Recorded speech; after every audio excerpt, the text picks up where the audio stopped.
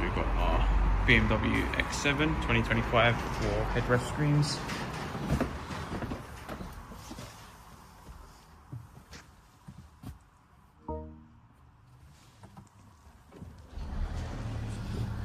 As you can see, we have the units on and powering up.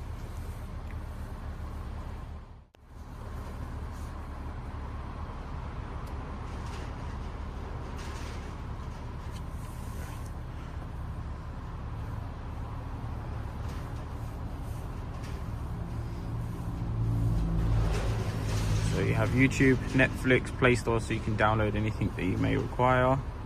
You can do screen mirror. It works very similar to your original Android unit. So if I was to go to settings, we can go to Android settings, and now you can have the ability to connect Bluetooth devices, Wi-Fi, any connectivity wise through here. We have a option down here, so if we have any tabs open, we can close the tabs to help speed the unit back up, just in case it was obviously going low. We can obviously play the videos or anything that was previously on here.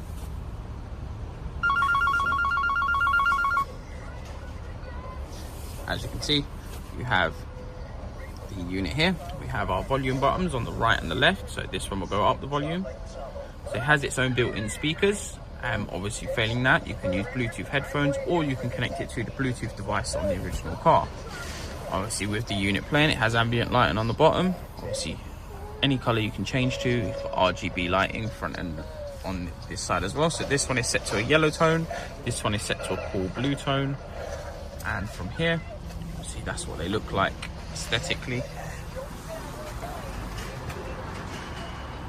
Turn on and off with the vehicle. So once the car is locked and you're walking away from the vehicle, especially on this vehicle, it will turn the system off and turn the screens off after. Once you walk up to the vehicle, they return back on and they are active through there.